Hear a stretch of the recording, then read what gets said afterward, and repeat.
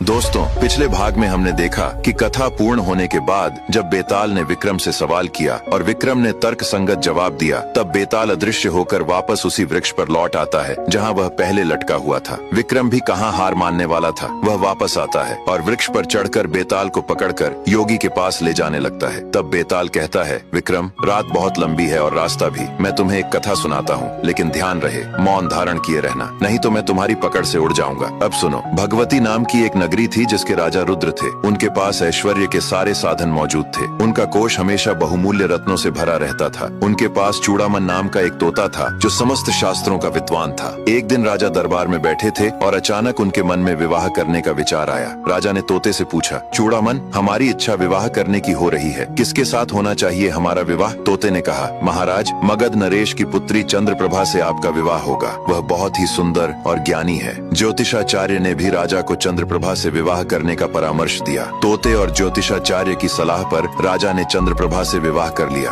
राजा की तरह ही चंद्रप्रभा के पास भी मदन मंजरी नाम की एक मैना थी जो समस्त विद्याओं को जानती थी। विवाह के बाद चंद्रप्रभा मैना को भी अपने साथ ले आई। राजा और रानी ने तोते और मैना का विवाह कर दिया और उन्हें एक ही पिंजरे में डाल दिया। सबका जीवन सुखपूर्वक बीतने लगा। लेकिन एक दिन तोता और मैना में किसी बात पर बहस छिड़ गई। मैना कहने लगी, पुरुष बड़ा पापी और अधर्मी होता है। तोता बोला, पुरुष दुष्ट नहीं होते, दुष्ट तो स्त्रियां होती हैं। जब राजा ने तोते और मैना को झगड़ते देखा तो कारण पूछा। मैना बोली, महाराज, मैंने कहा कि पुरुष बहुत दुष्ट होते हैं, लेकिन चूड़ामन यह मानने को तैयार ही नहीं है। मैना ने अपनी बात सही साबित करने के लिए कहा, महाराज, मैं आपको एक कथा सुनाती हूँ। इलाहापुर नाम की एक बहुत बड़ी नगरी थी। वहाँ महाधन नाम का एक बहुत बड़ा व्यापारी था, लेकिन उसकी कोई संतान नहीं थी। अब राजा के कहने पर मदन मंजरी मैना ने अपनी कहानी सुनानी शुरू की। इलाहापुर नाम की एक बहुत बड़ी नगरी थी। वहाँ महाधन नाम का एक व्यापारी रहता था, लेकिन उसके कोई संतान नहीं थी। संतान न होने के कारण महाधन और उसकी पत्नी बहुत उदास रहते थे। संतान प्राप्ति के लिए उन्होंने हर तरह का पूजा पाठ और तीर्थ यात्रा की।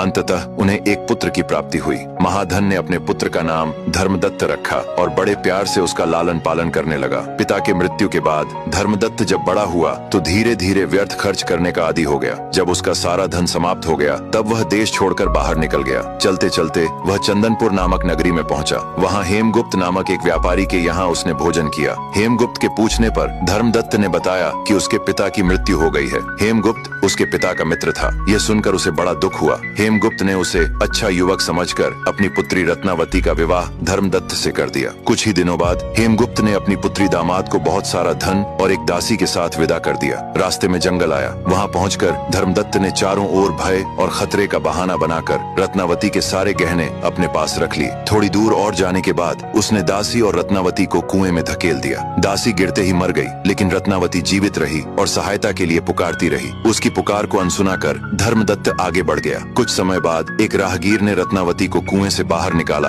और उसके घर पहुंचा दिया। घर आकर रत्नावती ने धर्मदत्त के पाप को छुपा लिया। उसने माता पिता से झूठ कहा कि कुछ डाकुओं ने दासी को मार डाला और सारा धन लूट लिया तथा मेरे पति को बांध कर ले गए। इधर धोखेबाज धर्मदत्त घर जाकर फिर से जुए में सारा धन हार गया और कंगाल हो गया। फिर वह अपने ससुराल गया और सोच लिया कि कहेगा डाकुओं ने सब कुछ लूट लिया और पत्नी दासी को मार डाला। लेकिन जब उसने अपनी पत्नी को ससुराल में जीवित देखा तो सन्न रह गया। रत्नावती ने उसे अकेले में ले जाकर सब विस्तार से बताया कि मैंने तुम्हारे बारे में किसी से कुछ नहीं कहा है। यह सुनकर धर्मदत्त ने चैन की सांस ली। हेमगुप्त और उसकी पत्नी ने अपने दामाद को जीवित देखकर बहुत प्रसन्नता प्रकट की और जी भरकर उसका स्वागत किया। धर्मदत्त अपने ससुराल में ही रहने लगा। कुछ दिनों बाद एक रात उसने रत्नावती को छुरी से मार डाला और सारे गहने लेकर भाग निकला। कहानी पूरी होने के बाद मदन मंजरी ने कहा, पुरुष बड़े पापी और अधर्मी होते हैं महाराज। तब राजा ने चूड़ामन से कहा, मदन मंजरी ने अपनी बात कह दी है, अब तुम इसका उत्तर जो देना चाहते हो वह कहो। फिर तोते चूड़ामन ने अपनी कहानी सुनानी शुरू की। उसने कहा, महाराज, कंचनपुर नामक एक नगर में सागर दत्त नाम का एक व्यापारी रहता था। उसके पुत्र का नाम श्री दत्त था। कंचनपुर से कुछ ही दूरी पर एक और नगर था जिसका नाम जयश्रीपुर था। वहाँ सोमदत्त नाम का एक व्यापारी रहता था जिसकी पुत्री का नाम जयश्री था। जयश्री का विवाह श्री दत्त से हुआ। विवाह के बाद श्री दत्त व्यापार के कार्य से प्रदेश चला गया और जयश्री अपने माता पिता के घर रहने लगी। लगी। इस प्रकार 12 वर्ष बीत गए। एक दिन जयश्री अपनी सखी के साथ टहल रही थी और अपने पति की बुराई कर रही थी। वह कह रही थी, उस कलमुहे ने मुझसे विवाह तो कर लिया, पर इतने सालों से परदेश में ही है। अगर उसे मुझसे प्रेम होता तो क्या वह मुझसे मिलने नहीं आता। तभी अचानक जयश्री को रास्ते में एक अत्यंत सुंदर युवक दिखाई देता है। युवक भी जयश्री को देखता है और अगले ही पल दोनों एक दूसरे पर मोहित हो जाते हैं। जयश्री अपनी सखी से कहती है, तुम उस युवक को देख रही हो, उससे जाकर कहो कि मैं उससे अकेले में मिलना चाहती हूँ। उसे कहना कि जब रात हो जाएगी वह तुम्हारे घर आ जाए, फिर तुम आकर मुझे बताना और तुम यहीं रुक जाना, मैं तुम्हारे घर चली जाऊंगी। इस तरह जयश्री और वह युवक छुप छुप कर मिलने लगे और धीरे धीरे दोनों में प्रेम हो गया। कुछ दिनों बाद जयश्री का पति श्रीदत्त परदेश से वापस लौटता है और अपनी पत्नी से मिलने ससुराल चला जाता है। जयश्री इतने वर्षों बाद अपने पति से मिलती है, लेकिन उसे प्रसन्नता नहीं हुई। श्रीदत्त भी थका मांदा था, इसलिए बिस्तर पर जाते ही सो गया। लेकिन जयश्री को नींद नहीं आई, उसे उस युवक की याद सताने लगी। उसी समय एक चोर उनके घर में घुस आया। चोर चोरी करने ही वाला था कि तभी जयश्री उठकर कपड़े गहने पहन श्रृंगार करके उस युवक से मिलने उसके घर निकल गई। यह देखकर चोर को बड़ा आश्चर्य हुआ कि जब घर के सभी लोग सो रहे हैं तब यह स्त्री सजी धजी कहाँ जा रही है। चोर भी जयश्री के पीछे पीछे चल पड़ा। वहाँ पहुंचकर उसने देखा कि युवक जमीन पर लेटा हुआ है। जयश्री ने उसे पुकारा, पर युवक ने कुछ नहीं कहा, क्योंकि उस युवक को एक सांप ने काट लिया था और वह भूमि पर मृत पड़ा था। लेकिन यह बात जयश्री समझ नहीं पा रही थी। उसी समय पीपल के पेड़ पर बैठा एक पिशाच ये सब देख रहा था। वह युवक के शरीर में प्रवेश करता है और जयश्री के साथ प्रेम करने लगता है। थोड़ी देर बाद वह पिशाच जयश्री की नाक काट लेता है और युवक के शरीर से निकल जाता है। घबराई जयश्री भागती हुई अपनी सखी के घर जाती है और सारी बातें विस्तार से बताती है। चोर भी उसके पीछे पीछे जाता है और सब बातें चोरी से सुन लेता है। उसकी सखी जयश्री को एक सुझाव देती है, तुम एक काम करो, अपने घर लौट जाओ और अपने पति श्रीदत्त के पास लेट जाओ। थोड़ी देर बाद अचानक जोर जोर से रोना शुरू कर देना। जब घर के सभी लोग आ जाए तो कहना कि श्रीदत्त ने ही तुम्हारी नाक काटी है। जयश्री वैसा ही करती है जैसा उसकी सखी ने कहा। वह रोने लगती है। जयश्री के रोने की आवाज सुनकर सभी घर वाले आ जाते हैं। जब घर वालों ने पूछा तो वह कहने लगी, मैं सो रही थी कि अचानक दर्द हुआ। जब मेरी आंख खुली तो देखा कि इन्होंने मेरी नाक काट दी। जयश्री जोर जोर से रोने लगी। उसका पति श्रीदत्त बार बार कहता रहा कि जयश्री झूठ बोल रही है, लेकिन घर वाले उसकी एक भी बात नहीं सुनते हैं और उसे पकड़कर राजा के पास ले जाते हैं। जयश्री की हालत देखकर राजा को बहुत गुस्सा आता है और वह श्रीदत्त को फांसी की सजा सुना देता है। यह सब देखकर कि एक निर्दोष पुरुष के साथ इतना अन्याय हो रहा है, चोर ने राजा को सारी बातें विस्तार से बता दी। राजा फिर भी चोर की बात नहीं मानता है। तब चोर राजा और सब लोगों को उस युवक के घर ले जाता है, जहाँ युवक के मुंह में जयश्री की नाक अब भी फंसी हुई थी। पूरी कहानी सुनाने के बाद तोते ने राजा से कहा, देखा महाराज, स्त्रियां कितनी दुष्ट होती हैं। और इस तरह बेताल ने विक्रम को पूरी कथा सुनाई। फिर बेताल ने विक्रम से कहा, अब बताओ विक्रम, स्त्री और पुरुष में सबसे अधिक पापी कौन है? यदि जानते हुए भी तुम ठीक ठीक नहीं बताओगे तो विश्वास करो, तुम्हारे सिर के 100 टुकड़े हो जाएंगे। विक्रम ने कहा, मेरे हिसाब से स्त्री अधिक पापी है। पुरुष चाहे कितना भी दुष्ट हो, उसमें थोड़ा बहुत धर्म का विवेक रहता ही है। अब उस चोर को ही ले लो, वह इन दोनों से अधिक दुष्ट था। लेकिन जब उसने देखा कि एक निर्दोष के साथ अन्याय हो रहा है, तब उससे रहा नहीं गया और उसने अपनी परवाह किए बिना राजा को सारी बात बता दी। इसलिए स्त्री अधिक पापी है। विक्रम के इतना कहते ही बेताल हंसते हुए उड़ जाता है और वापस श्मशान में पेड़ पर लटक जाता है। तो दोस्तों, अब चलिए देखते हैं अगले भाग में बेताल और विक्रम के बीच क्या घटित होता है। देखते रहिए विक्रम और बेताल।